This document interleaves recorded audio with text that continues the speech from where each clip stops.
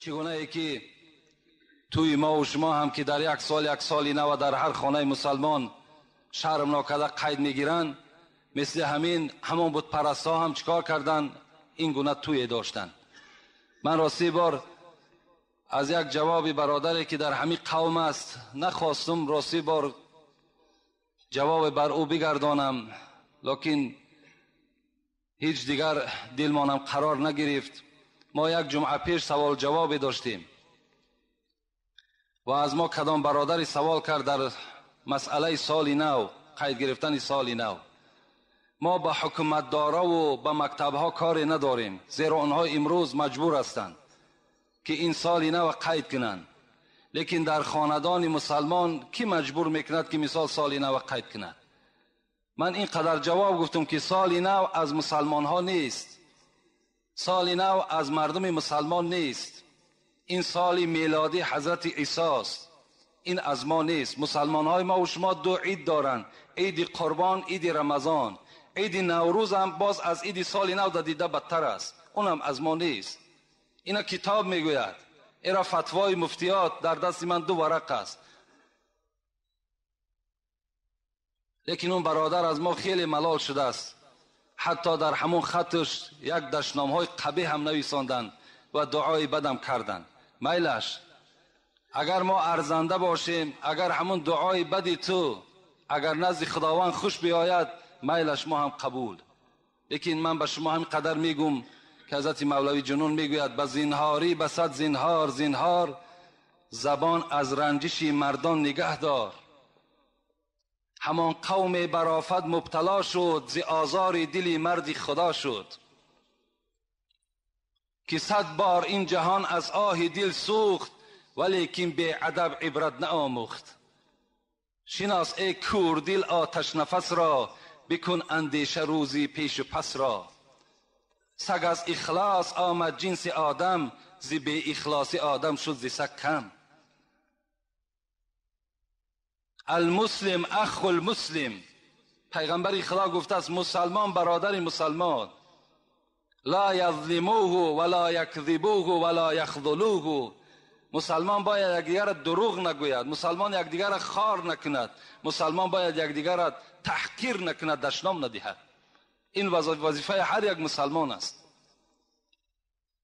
لیکن باز میگم کدامی که اگر در خاندانش سال نو قید میکند، وای هممون دین عیسوی ده است، این جای پوشیده نیست. برادر گفته است اگر در شما تشویش نشود شما این جواب بگین. لیکن پیغمبر خدا میگه اذا رأى منکم منکرا فلیغیر بیدی. شما یک کاری اگر غیر مشروعات، غیر اگر شریعت در کجایی که دیدین، با دست خودتان تغییر بدهین. فإن لم یستطع، اگر به دستتان نتونستین، فبلسانه، به زبانتان او را تغییر بدین. فإن لم یستطع فبقلبه و ذلک اضعف الایمان. وقتی که اگر زور شما به دست نرسید، به زبان نرسید، با دلتان همون عمل بد ببینین، این ضعیفی ایمان شما را نشان میدهد. ما به دلم بد نی، به دستمون هم نی، لیکن به زبان گفتیم و ما نزد خدا مسئولیم. فردا از این قومی که 500 نفره و 1000 نفره در نزد خداوند جوابگو هستیم. قول الحق و این کان مرا، حق بگین اگر چندی تلخ است. گفتم پیغمبر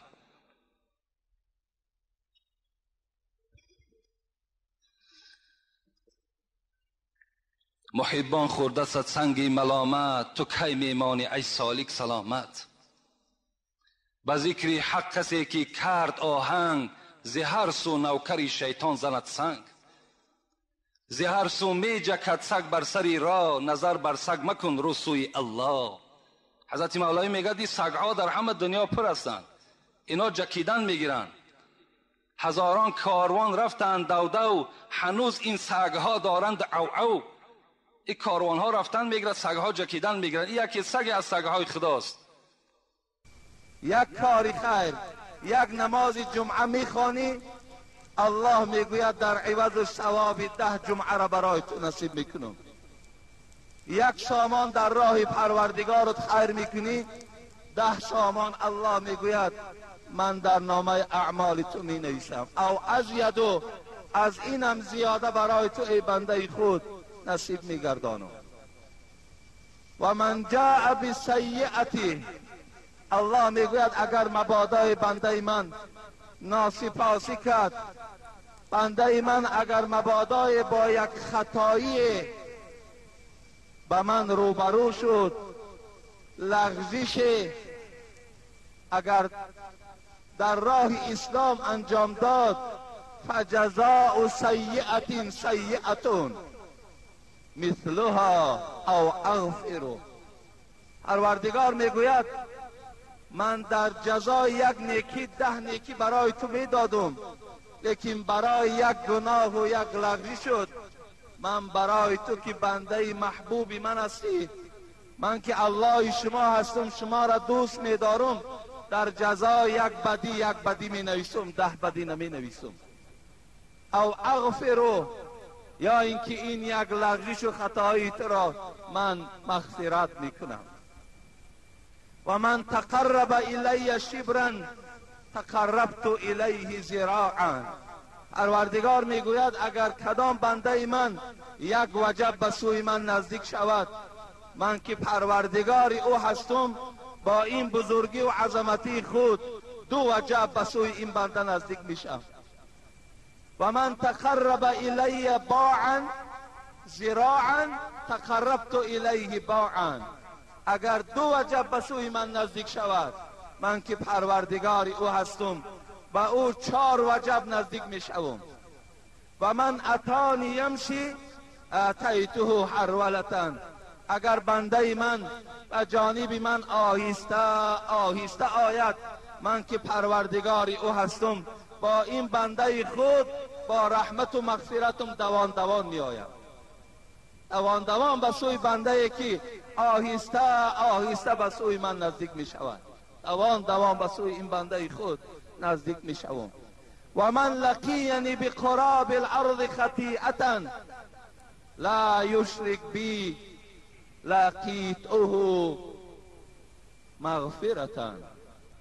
پروردگار میگوید اگر بنده من وقتی از حیات میگذرد، این دنیای فانی را پدرود میکند، با من وقتی روبرو میشود، زمانی که بین آسمان و زمین خطایی دارد، لغزش دارد، با این خطایی و با این لغزش هاش اگر به من روبرو شود، زمانی که شرک در راه پروردگار نکرده باشد، اگر شرک در راه خدا، در خرافات و بدعت ها اگر روبرو نشده باشد، من که پروردگار او هستم، با رحمت و مغفرتم با او روبرو می شوم، همه غلط و خطاش می بخشم.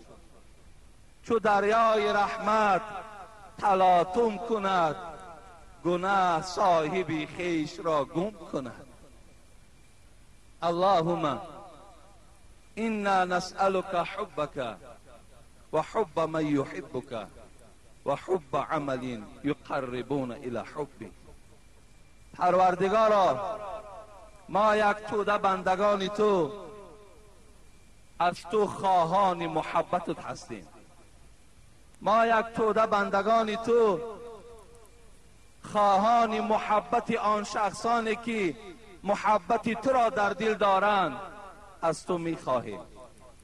و پروردگار، آن عملهایی که ذات تو را راضی می کند، آن عملهایی که از آن عملها تو خوشنود می شوی، پروردگار ما بندگانت را به همان عمل دلالت بفرما. خدای مهربان، ما را بعد از این حیات پدرود گفتنمان با رحمت و مغفرتت استقبال بگیر. خدایا همه عذابها و شرمندگی و خجالت از روی ما بندگانت بردار. خدای مهربان، قبرهای ما را روضه از روضه های جنتت بگردان. خدایا از ما راضی شو. خدای مهربان همه عبادت هایی که امروز اگرچه همه غطه سهو و لغزش و خطا هستند، خدایا به درگاهت مقبول بگردان. خدایا گذشتگان ما را رحمت و مغفرت بگردان. خدایا فرزندهای ما را اهل توفیق و اهل هدایت بگردان. شرم و حیا را خدایا شعار تمام مردم تاجیکستان ما بگردان. خدایا ملک تاجیکان آباد بگردان.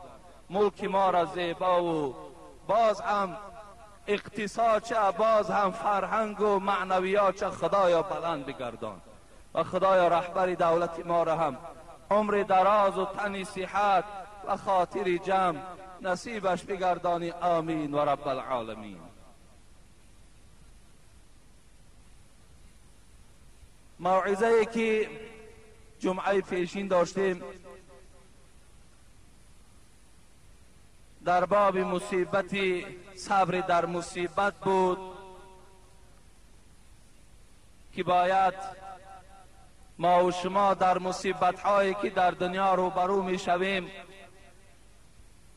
باید چگونه استقبال گیریم، باید در مصیبت چگونه رفتار داشته باشیم.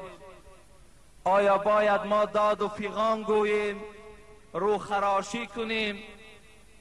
آیا هر یک کلمه های بیجا و ناجا بر زبان من رانیم، یا در عوض این شکر پروردگار را بجا بیاریم؟ ما در اطراف این موضوع کمی صحبت داشتیم و انشاءالله این جمعه هم اگر خداوند بر ما و شما مهلت دهد، وقت دهد، در اطراف این موضوع با شما صحبت میکنیم.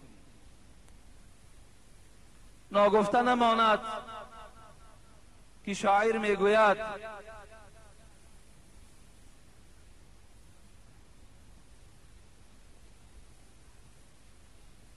گر رنج پیش آید و گر راحت حکیم، نسبت مکن به غیر که اینها خدا کند. برادرای عزیز، هر رنج، هر مهنت، هر مشقت، هر افتادگی، هر خار و ذلیلی که از هر جانب نباشد به شما می آید، یقین دانیم که از جانب پروردگار است.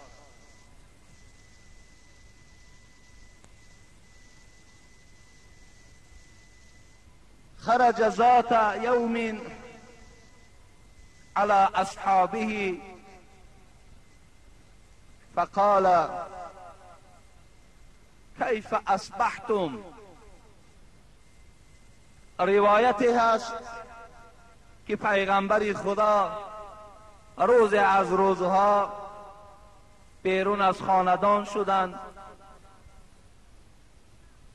و آمدن به یک جمع صحابه ها، با یک جمع توده مردمی که ایمان بر خدا و ایمان به پیغمبر و ایمان بر روز آخرت داشتند. حبیب خدا نزد اینها آمد. وقتی صحابه ها پیغمبر خدا را دیدند، استقبال حبیب خدا را کردند، با او سلام کردند. حبیب خدا از این جمع صحابه ها چی پرسید؟ کیف اصبحتم؟ ای دوستان خدا، ای همنشینان من، شما چگونه سحرخیزی کردید؟ فقالوا اصبحنا مؤمنین بالله. گفتن ای حبیب خدا، گفتن ما سحرخیزی کردیم مثل این که ایمان بر خدا داشتیم. وقتی سحر بیدار شدیم، هزارها شکر به سوی پروردگار که ایمان بر خدا داشتیم، ایمان بر شما داشتیم، ایمان بر روز قیامت و به خانه قبر داشتیم. حبیب خدا سوال باز دوام دادن و ما علامت ایمانکم، ای اصحاب من شما گفتید ما سحرخیزی کردیم، ایمان آورنده به پروردگار، آیا چیست همون علامت ایمانی شما؟ ایمان علامت دارد، همون ایمانی که شما گفتید ما ایمانی بر خدا داشتیم، ایمانی بر روز قیامت داشتیم، دلی ترسننده به سوی ذاتی تو داشتیم، به سوی پروردگار داشتیم. یعنی بیدار شدیم زمانی که در دل ما ترس پروردگار بود، خوف الله بود، محبتی به پروردگار بود. آیا چیست همون علامت ایمان شما چیست؟ کنه نشانش برای ما بیان کن. البته خوش به حالی همان دلی که سحر بیدار می شود و در داخل این دل محبت الله، محبت پیغمبر، محبت قرآن و مسجد، محبت اسلام وجود دارد. خوش به حال اون شخصی که این گونه دلی بیدار دارد.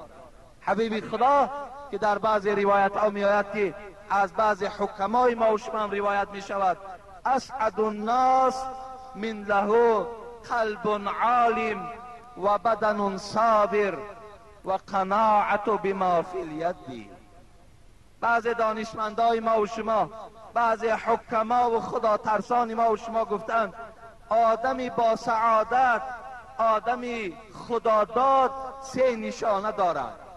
یکم اینکه قلب عالم، دلی بیدار دارد، دلی ترس دارد، دلی جوینده این راه حق دارد. این با سعادت ترین مردم از سوی پروردگار است. گفتی حضرت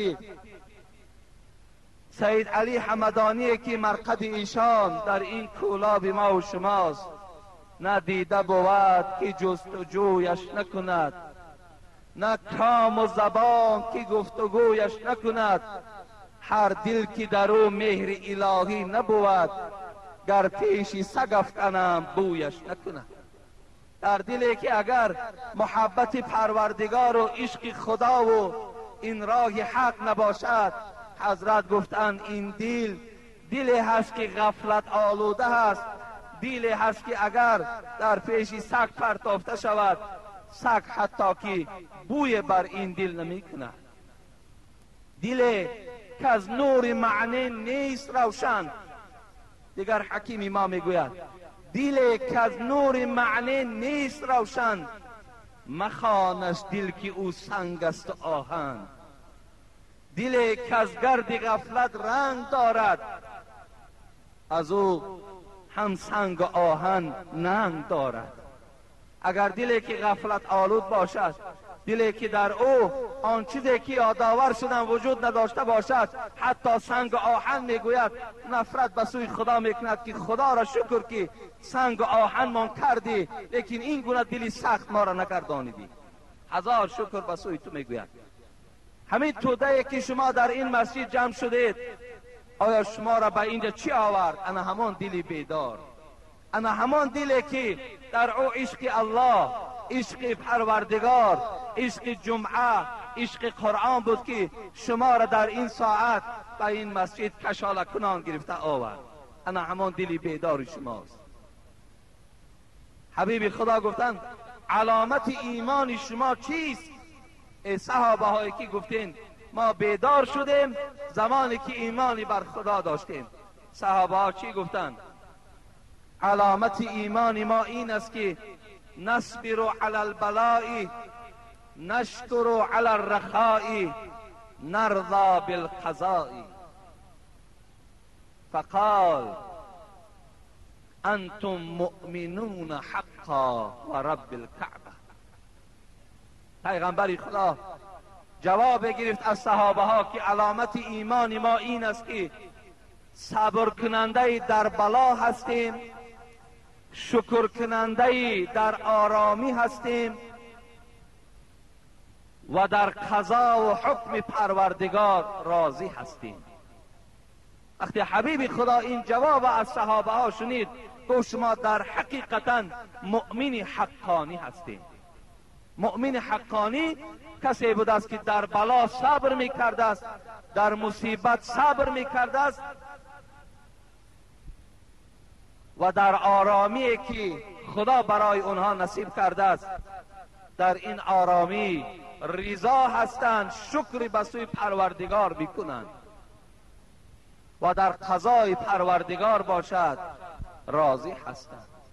هر چیزی که به سوی ما می آید بگذار بیاید، میگوید پروردگارا از زبان ما بجز کلمه این لله و این الیه راجعون چیزی البته نمی براید.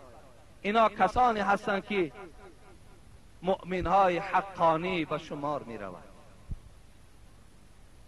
ما و شما تحلیل آیتی را از سوره بقره داشتیم که حتی این آیت را تمام کرده نتوانستیم که این آیت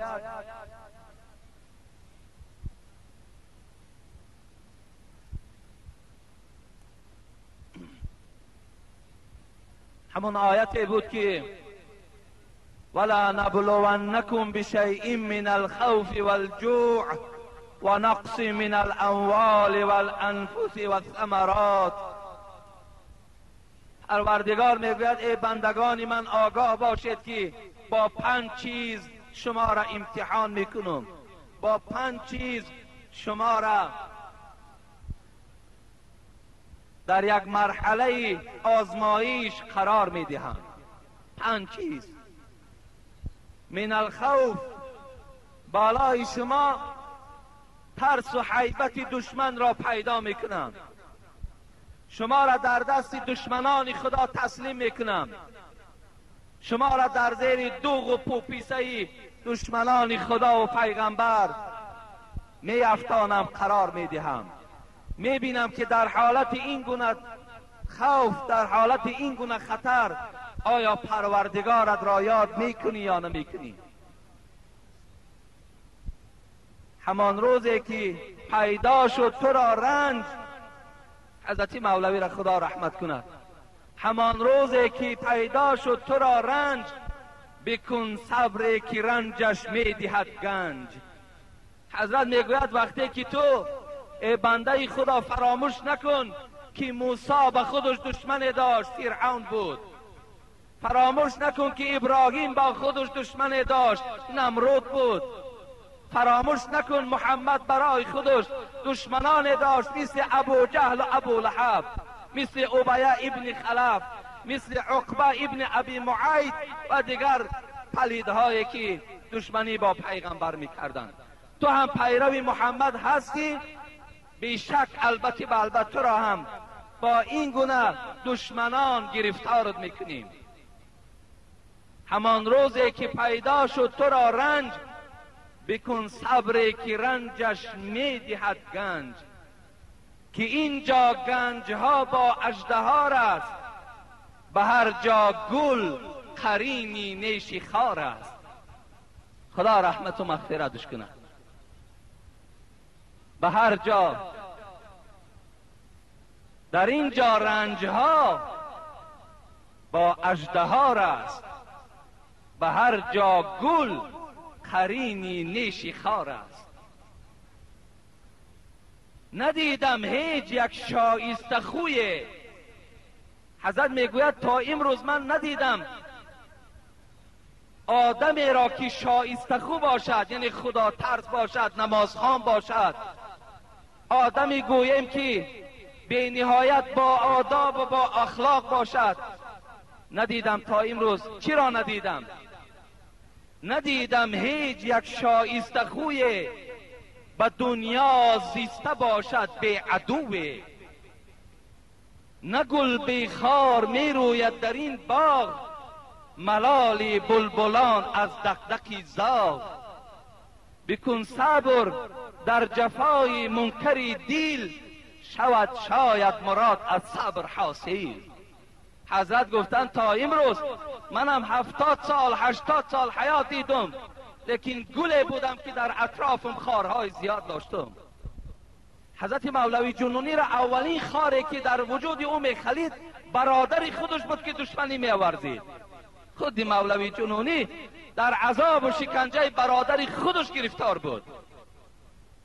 به هر جا گل قرینی نیش خار است، هر جا ده دوستان خدا در عذاب و در شکنجه گرفتار هستند. آن روز که آب و خواب بر هم زده اند، بر طینت آدم رقم غم زده اند. خالی نبود آدمی از درد و بلا، که این ضربت اولین بر آدم زده اند. البته حضرت آدم خودش گویم در خاک او غم و ضیقت و مشقت آمیخته شده بود. نمیبینی که آدم اگر یک هفته خوشی داشته باشد، 3 هفته دیگرش پی در پی غم و اندوه و بیماری و مشقت است. انسان از این خالی نیست. برای همین پروردگار میگوید ولا نبلونکم بشیء من الخوف، من شما را ای بندگان آگاه باشید، خبردارتان میکنم. ببین اگر ما و شما در مکتب امتحان سپاریم، بلیط هایی که ما و شما جواب میگردانیم مخفی هستند، برای ما خبر نمیدهند که در بلیط کدام سوال آمدگی است. لیکن پروردگار همان بلیطی که سنجش بنده را میکند الکی پیشکی خبردارش کرده است که ای بنده در همین بلیط من نویسانده است که من تو را با 5 چیز آزمایشت میکنم، با 5 سؤال بالای تو می آیم. به خاطر چی؟ انما یوفی الصابرون اجرهم بغیر حساب، تا که تو بنده من در این آزمایش من صبر کنی و آن اجر و تحفه که حساب ندارد برای تو بنده صابر همان اجر پاداش دهم. با این خاطر سنت الهی همین است که من شما را سنجش کنم و در برابر طاقت و در برابر صبرتان من برای شما مکافات نصیب گردانم. شما را در خوف گرفتار میکنم، عذاب و شکنجهتان میدهم، در ترس و پوپیسه دشمن گرفتارت میکنم، حتی زندانیت میکنم. از پشت اسلام و از پشت خدا ترسید. کنی میبینم در اون حالت خدا را عبادت میکنی یا نمیکنی. والجوع، با گرسنگی، اگر چند که حضرت امام شافعی گفتند مراد از جوع این صوم رمضان است، ماه رمضان است. ماه رمضان بالات میارم. آیا در ماه رمضان آیا طاقت داری این 1 ماه را روزه میگیری یا نمیگیری؟ آیا در این گرسنگی که از سحر تا بیگاه برای تو جدا کردم آیا طاقت داری یا نداری؟ بعضی مفسران گرسنگی همین ناداری را هم گفتند تو را قشاق میگردانم، فقیر میگردانم، در بدرت میکنم.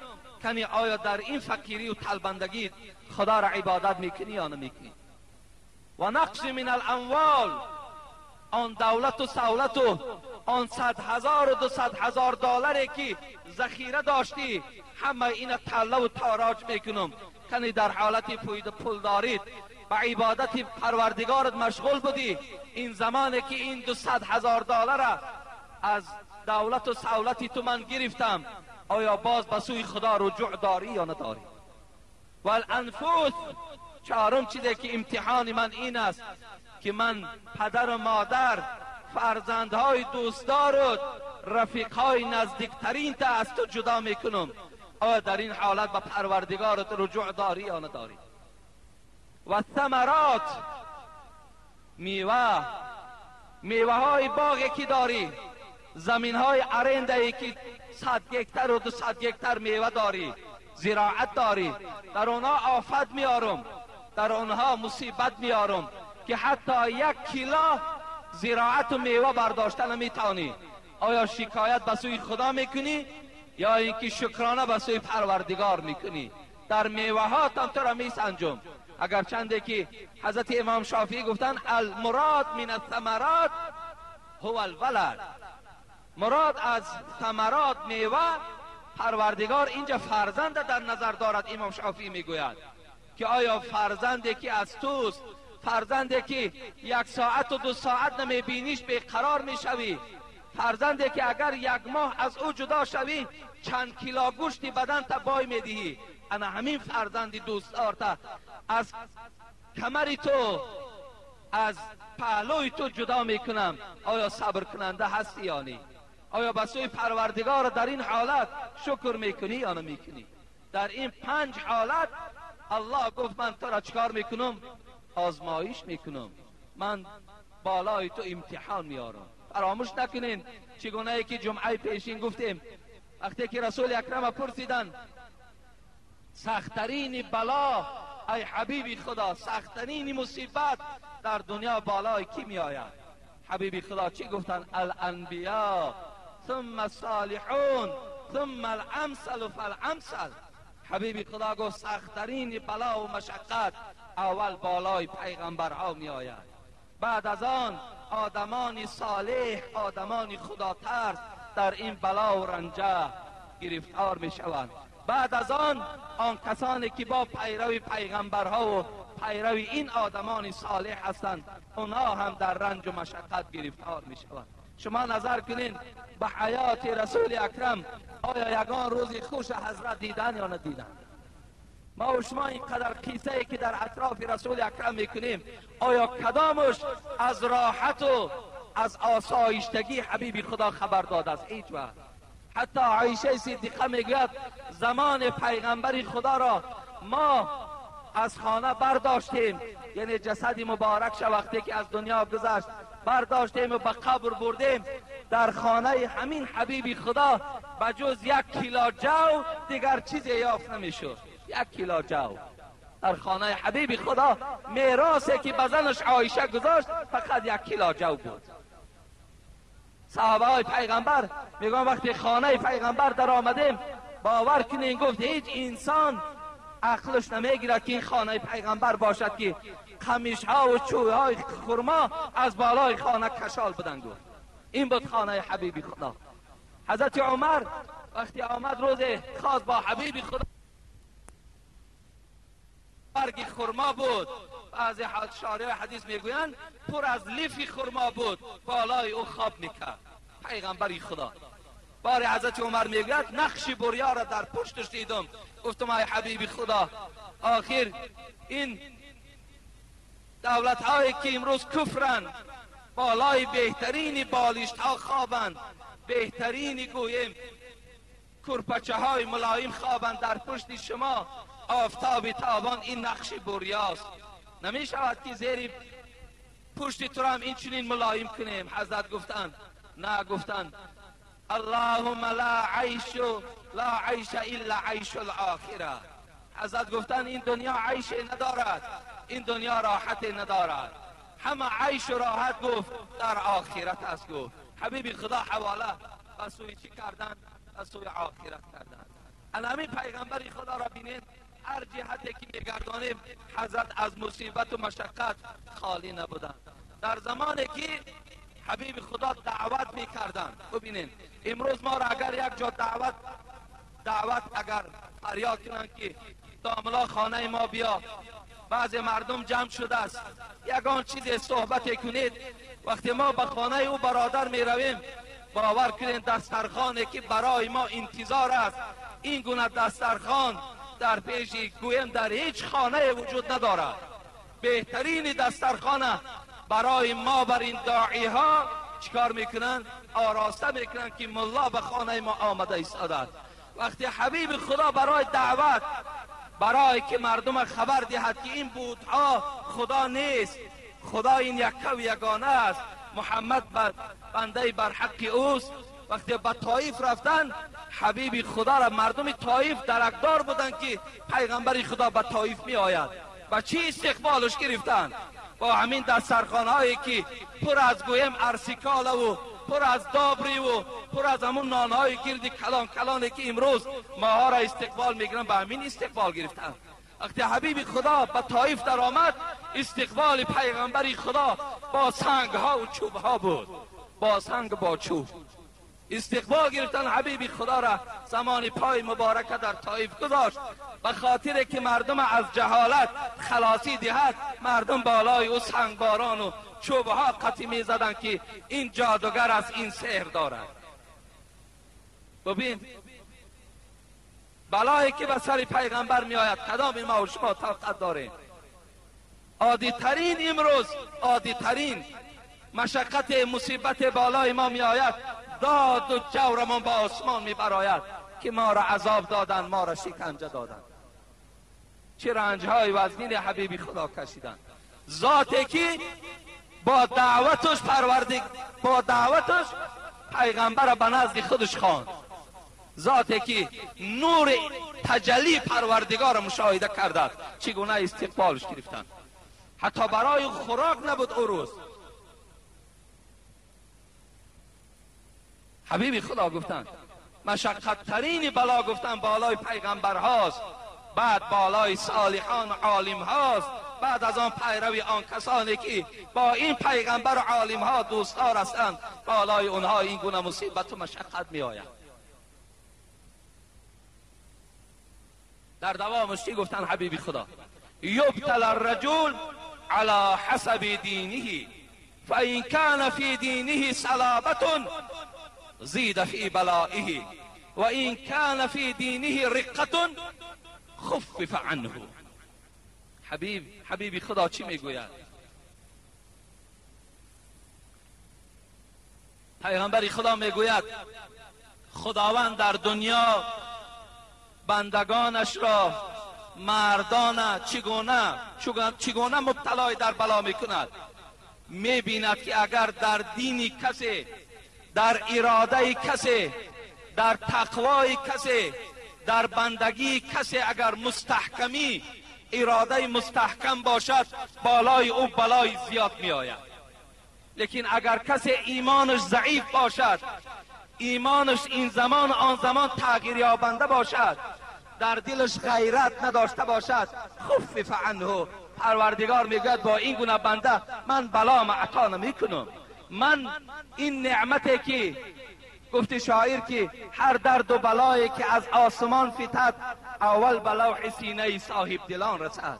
هر بلا و مشقتی که از آسمان می افتد، اولی شده در دل آدم صالح، اولی شده در دل آدم خدا ترس می رسد.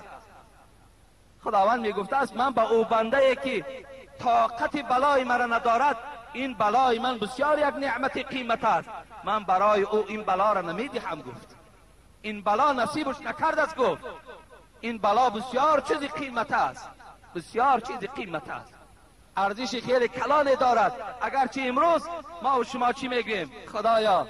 خدایا که ما بنده های شدیم که طاقت مصیبت بلای تو نداریم، خدایا ما را از بلاهات نگه دار. لیکن دوستان خدا پیش از ما چی میگفتند؟ خدایا یک زمان ما را بی بلا نمان، یک زمان خدایا همیشه ما را در مصیبت و مشقت گرفتار کن. زیرا آنها میدانستند که طاقتی در بلا، طاقتی در صبر پاداش دارد که حساب ندارد. بجز الله دیگر کسی این پاداش دادن نمیتواند. امروز یک مصیبت می شود در خانه ما و شما، میبینی که روح خراشی ها و میبینی داد و فریاد ها از جانب زنهای جاهل ما و شما صدا میدهد. زمانی که حبیب خدا میگه لیس منا من ضرب الخدود و شق الجیوب و دعا بدعوى الجاهلیت، نیست از ما، گو حبیب خدا امت من نیست همان مرد، همان زن، همان دختری که کدام زن و دختر از امت من نیست. این باور کن یک گویم که خطری هست، این گویم باور کنین یک عذابی هست، یک خجالت و شرمندگی هست وقتی که پیغمبر خدا میگوید از ما نیست. کی از ما نیست؟ من ضرب الخدود، کسی که اگر بالاش مصیبت و بلا میارم چهره هاش میخراشد. ضرب الخدود، خط این چهره ها را میگویند، یعنی چنگ در چهره میزند، روی هاش میخراشد. و شق الجیوب، و این پیشی برشب چنگ میزند، میدراند، کرته هاش پاره پاره میکند. و دعا بدعوى الجاهلیت، از ما نیست گفت آن گروهی که با زبانهاشون کلمه هایی را میگویند که خدا از این کلمه ناراضی است. ای پدر تو رفتی، من چی کار میکنم؟ ای پدر ما را با کی ماندی؟ با کی ماند تو را؟ پدری تو را با کی مانده بود وقتی پدرش نبود؟ با کی ماند؟ داد و فریاد. امروز باور کنین ما و شما تا جای پیش این مصیبت ها را گیریم، باز یک گروهی گویم بی خدا گویم، یک گروه بی توفیق گویم از زنها تشکیل شده است. اونها آمده در معرکه های ما و شما نوحه‌گری میکنند، شعر میخوانند، چنان شعرهای دلسوز میخوانند که مردم در گریه میارند. این گونه گروه های با تشکیل شده است تا جایی که ما و شما نوحه را دور کنیم. المیت یعذب فی قبره بما نیح علیه. حبیب خدا میگوید کسانی که از شما در قبر خوابند، با آن نوحه هایی که شما در خانه میکنید اونها را در قبر عذاب میدهند. شما در اینجا داد گفتید، غمی او را خوردید، اونجا فرشته ها باشد عذاب میدهند که چرا برای اهل اولادت خبر ندادی که نوحه بالای تو نکنند؟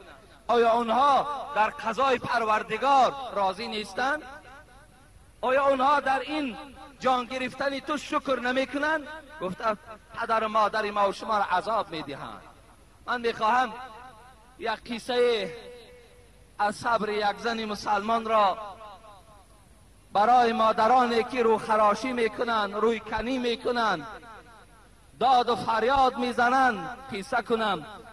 شاید که این قصه من به گوش ایشان رسد و از این قصه عبرت برای خود بگیرند.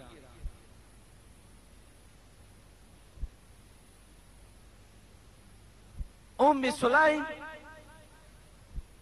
که این خیلی زنی خدا ترس، خیلی زنی خدا داده بود که به نام رمیسا فرزند ملحان نجاری مشهور است.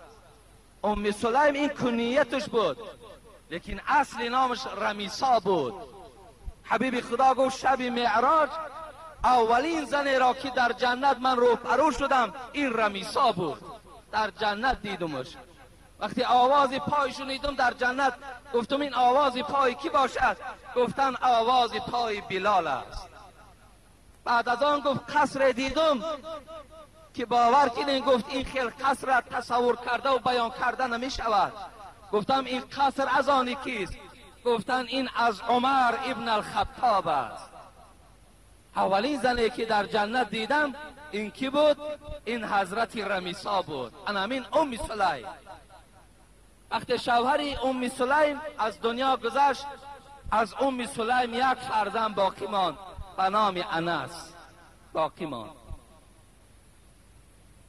آوازه مردن شوهر ام سلیم مکه مکرمه را فرا گرفت. بعد از گذشتن عده این زن، حضرت ابو طلحه که به نام زید ابن سهل نجاری است، ابو طلحه باشد کنیتش است، خبردار شد که رمیسا یعنی ام سلیم شوهرش مرده است. خیلی ابو طلحه خرسند شد. برای چی؟ به خاطر که ام سلیم بسیار زنی صادقه بود، بسیار زنی خدا ترس بود و بسیار جمال خوب داشت. میگوید ابو طلحه را حکایه میکند در کتاب همین صحابه های گرامی که عبارت از 7 جزء است. برادران زاهدان این کتاب چاپ کردند. میگوید ابو طلحه و زمان خودش ایمان نداشت. به خانه ام سلیم آمد، در را تق تق کرد. ام سلیم گفت وارد شو. داخل خانه شد. ابو طلحه گفت ای ام سلیم، من قصه را کوتاه میکنم زیرا وقتم کم مانده است. ای ام سلیم گفت میدانی برای چی آمدم؟ گفت نه. گفت برای خواستگاری تو آمدم، میخواهم تو را در نکاح خودم درآورم. ام سلیم گفت من گفت پیشنهادی تو را رد نمی کنم، من پیشنهادی تو را قبول می کنم. ابو طلحه که بسیار دولت و سولت داشت فکر کرد که ام سلیم به خاطر دولت و سولتش گفت که من سخنی تو را رد نمی کنم. چگونه که امروز ما و شما فقط و فقط از پای دنیا و از پای دولت هستیم، فقط و فقط دختر دولتدار میکابیم.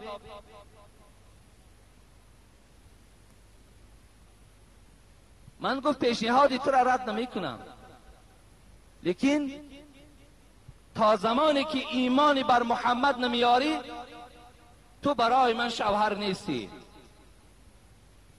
ابو طلحه گفت ای ام سلیم، گفت از زرد و سفید خیلی زیاد برخوردارت میکنم، لیکن این ایمان محمدی را برای من پیشنهاد نکن. زرد و سفید چی بود؟ از طلا و نقره، طلا و نقره فراوان دارم برای تو نصیب میکنم، لیکن از ایمان محمدی برای من پیشنهاد نکن. فکر کرد که زنی هست که دوستدار دنیا و تکیه بر دنیا دارد. گفت ابو طلحه، گفت به خدا قسم، گفت اگر تو ایمانی بر خدا نآری، گفت من تو را به شوهریم گفت انتخاب نمی کنم. ابو طلحه در حیرت ماند، در حیرت ماندند. گفتم پس کی این کلمه را برای من عرضه میکند؟ گفت من خودم گفت برای تو کلمه را عرضه میکنم. گفت بگو. گفت بگو لا اله الا الله محمد رسول الله. خدا یک و یگانه هست، محمد بنده او و فرستاده اوست. ابو طلحه میگوید به زبانش این کلمه را راند. و ام سلیم گفت قسم بر آن خدایی که الحال تو ایمان آوردی ای ابو طلحه، اگر چنده که برای زنها مهر گرفتن، قلین گرفتن خیلی ضرور است، لیکن برای من گفت قلینگی تو گفت فقط انا همین اسلامی توست. گفت همین اسلامی که آوردی گفت همین قلینگ من است. گفت دوستان خدا گفتند بهترین مهر گفت مهر ام سلیم بود که در عوض اسلام ابو طلحه بخشید مهر شد. وقتی با یکدیگر یک جایه شدند، از ابو طلحه فرزند به دنیا آمد به نام ابو عمیر. عمیر فرزند به دنیا آمد که ابو طلحه میگوید بسیار در اول یکی از دشمنهای پیغمبر بود، لیکن از زمانی که ایمان آورد با پیغمبر خدا در جنگ احد که یکی از منظره های اشتراک ابو طلحه بود، میگوید در جنگ احد رسول اکرم میگوید پیش من ایستادگی بود، زمانی که میگوید ابروی من جراحی داشت، لبهای من جراحی داشت، چهره های من از سنگ این مشرکان همه دریدگی بود، گویم چهره من پر از خون بود. ابو طلحه میگوید در پیش من مثل سپر ایستاده بود. میگفت وقتی میگوید پیغمبر خدا از پشت ابو طلحه من نگاه میکردم که احوال مؤمن ها چگونه باشد. ابو طلحه میگفت ای حبیب خدا، گلوی من گفت در سپر گلوی توست، این سری من گفت سپری سری توست، گفت این جسد من سپری جسد توست، گفت هیچگاه گفت سر از پسی من بیرون نکن، میترسم شاید تیر از تیرهای دشمن در جسد مبارکی تو تأثیر نکند. ابو طلحه یکی از منظرهای محافظتش همون جنگ احد بود. حبیب خدا میگوید در این جنگ ابو طلحه میگوید 3 کمان از شکست، میگوید 3 کمان از دست حضرت شکسته شد. یعنی از تیرزنی زیاد حضرت خیلی مانده شدند، دفاع از پیغمبر خدا کردند. از همین ابو طلحه فرزندی که عمیر گفتگی به دنیا آمد، میگوید یک زمان دسرویک شد، بسیار دسرویک بود و حتی میگوید حبیب خدا همین فرزند ابو طلحه را گاه نوازش میکرد، گاه حزن شوخی میکرد. باری میگوید همین فرزند ابو طلحه بیمار شد، بیماری تب او را فرا گرفت. سحر این مرد خدا ترس از پای کار میشد، بیگاهی گشته به خانه می آمد. تا آمدنش ام سلیم همه کارهای خانه را انجام میداد. ابو طلحه با این قدر دولت و سولت در این کتاب میگوید تا زمان وفاتش بغیر روز عید رمضان و عید قربان کل سال میگد روزدار بود حضرت، هیچگاه از روزه خلاص نبودند. میگد می آمد ام سلیم برای او دسترخوان آماده کرده بود، پیشواز میگرفت، مثل زنهای امروزه نه که وقتی شوهر به خانه می آید درک زن نیست، وقتی شوهر به خانه می آید استقبال از جانب زن نیست، دستگیری از جانب زن نیست، چهره تبسم از جانب زن نیست. مثل این زنها نبودند. حضرت میگوید قبولش میکرد، برای او میگوید دسترخوان آماده میکرد، حضرت میخوردن و خواب میکردن و میپرسیدن فرزندمان چگونه است، یا می آمد خبر از فرزند میگرفت، ام سلیم میگو الحمدلله امروز بهتر است، امروز بهتر است. باری میگد ابو طلحه وقتی از خانه برآمد یگانه فرزند بود، دوستش میداشت، نصف روز بود که عمر از دنیا گذشت. بچه ابو طلحه از این بیماری دور و دراز جان به حق تسلیم کرد. بیگاه ابو طلحه آمد، اولین چیزی که پرسید ای ام سلیم، ای رمیسا، فرزند ما چی خیل شد؟ ام سلیم اگر این عادت زنای ما و شما را می داشت، آل داد و فیغانش محله را فرا گرفتگی بود. ام سلیم می دانست که ابو طلحه روزدار است، خودش آدمی خسته و خودش آدمی مانده شده، در حال این فرزند میگوید پاکیزه کرد، شست تازه کرد، در کفن گرفت، در خانه دیگر برده گذاشت. وقتی ابو طلحه بیگاهی که آمد از حال فرزندش پرسید، حضرت ام سلیم چی گفت؟ ابو طلحه گفت با تمام اطمینان گفت بے پروا باش، خاطر تا جمع کن، گفت وقت خوش بگیر که فرزند من گفت مکمل گفت درست شد، الحمدلله گفت از همین دو درد دور و درازی که داشت گفت خلاص شد، بالحال گفت خواب هستن. گفت ابو طلحه خیلی خرسند شدن از این خوشخبری، زنش خیلی خرسند شد و شب چیکار کرد؟ شب میگوید از خرسندی زیادش ابو طلحه با این رمیسا میگوید باز خانه‌داری کردن، یک جایه شدن. میگوید سحر این زن مسلمان پیش از شوهر بیدار شد و آب طهارت برای ابو طلحه تیار کرد و گفت ای ابو طلحه، گفت من به تو یک سوال دارم، آیا جواب میگردانی؟ گفت البته به البته. چی سوال است؟ گفت سوال من این است که اگر مبادا یک شخص برای ما و شما یگان چیزی را عاریت آرد، یک چیزی را در پیش ما و شما امانت گذارد و فردا به سراغ او آید، آیا این چیز را برای صاحبش نصیب عطا کنیم یا نکنیم؟ و البته گفت چیزی امانت، چیزی عاریتی که ما و شما از کسی میگیریم، باز پس کردن او برای ما شرط است و مال ما نیست. و ابو طلحه گفت آگاه باش، گفت که همون نعمتی که پروردگار برای ما و شما داد، همون نعمتی که وی در قرآن حتی میوه دل خواند، همون نعمت را دیروز نصف روز خداوند از ما و شما گرفت. گفت فرزند من از دنیا گذشت؟ گفت بله گذشت. گفت چرا برای من خبر ندادی؟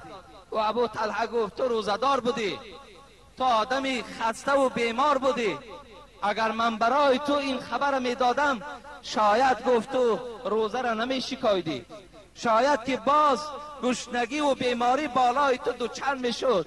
و این خاطر گفت زمان خبرشه این ساعت برای خودم انتخاب کردم. ابو طلحه میگوید دوام به نزد حبیب خدا رفت، گفت ای حبیب خدا، گفت این معامله را گفت رمیسا برای من گفت آماده کرد، شب مرا از مرده فرزندم خبر نداد.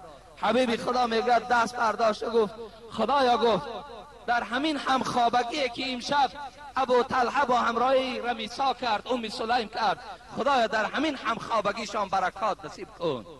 میگوید وقتی رسول اکرم از دنیا گذشتند، دوستان خدا، کسانی که حیات بودن خبر دادند که از این شبی که ابو طلحه خانه‌داری کرد یک بچه به دنیا آمد که نامش عبدالله بود. بعضی روایت ها که از این عبدالله، بعضی روایت ها که از همین رمیسا 10 فرزند به دنیا آمد که همش حافظ قرآن بودند، همش یک جای حافظ قرآن، خدمت کننده در راه دین اسلام بودند. بین به خاطر چی؟ به خاطر که صبری که حضرت سلیم در این مصیبت انجام داده بود. و این خاطر از همه شما برادران عزیز و گرامی خواهش ما هم این است که هر مصیبت و هر آفت و عذاب و رنج و شکنجه‌ای که بالای ما و شما می آید، اگر ما صبر کننده باشیم، اگر او را ما و شما استقبال کنیم، اگر ما و شما با او شکرانه کنیم، ان شاء الله در نزد پروردگارمان ما و شما جزای خیلی کلانی را برخوردار می شویم. ان شاء الله وقتی ما و شما انجام یافت، اینجا یک دو مکتوب هست، اینها را من برای شما می خوانم و بعدا ان شاء الله دعا می کنیم. خدا خواسته باشد جمعه آینده هم در اطراف این موضوع با شما صحبت می کنم. اگر مبادای وقتا شد، بعد این سوال هایی که باز به شماری که برای ما و شما آمده است ان شاء الله جواب می گردانم. خیلی منتداری خودم را از برادرمان خورشید و برادرمان عبدالمجید که چند ماه ما منتظر همون قالین های فرموده بودیم، الحمدلله که اون قالین ها آمدند و اون قالین ها را البته الکه در مسجد پهلوان راست کردند، همشان دوخته شد. بالای اونها الکه مردم نمازخوانی دارند. از پروردگار مسئلت دارم که خدای مهربان دولت این بنده خود خورشید و عبدالمجید را باز هم زیاده بگردانه و خداوند باز هم محبت این دو جوان نسبت اسلام و مساجد زیاد بگرداند و خداوند گذشتگانشان رحمت و مغفرت بگرداند. هر مرادهایی که دارند خدایا با فضل و کرم خودش برآورده بگرداند. آمین و رب العالمین. و شاید که باز البته بنده های یافت می شوند که آشیانه اولشان که گویم احتیاج با این گونه قالین های حاضر زمان دارد یافت می شود. انشاءالله اگر از این جمع یافت نشود، داریم شخصیت هایی که البته به عهده می گیرند. آباد کردن مسجد هم این چی گویم برای راحت ما و شما است. البته باز دیگر پهلوش گویم که مسجد باید زیبا باشد، باید آباد باشد، باید تازه باشد و این باز گویم یک زیباگی شهر ما و شما هم هست که هر یک شخصیت ها، هر یک مهمان هایی که از مسجد ها گذر میکنند وقتی این بهبودی ها را میبینند، البته در حق گویم آباد کننده ها، در حق صاحبان شهر هم البته دعا میکنند که این گونه آبادی ها البته در مسجد ها وجود دارد.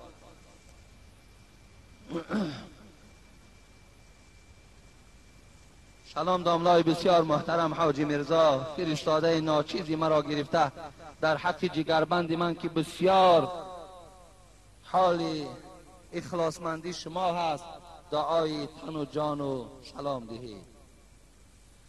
با احترام مادر، یک مادر اینجا یک مبلغ روان کردن که در حق فرزندشان دعا کنیم که اخلاصی گویم با خدا و پیغمبر دارد. دعا میکنیم که خدای مهربان اخلاص این فرزند این مادر را باز هم زیاده بگرداند و با آن علمی که خدا دادستش با آن عمل کننده باشد و خدای مهربان دعای پدر و مادر را گرفته راحت دنیا و آخرت در خدای مهربان مبتلاش بگرداند. آمین و رب العالمین. یک مخلص ما از رایان گویم رودکی میگوین الحال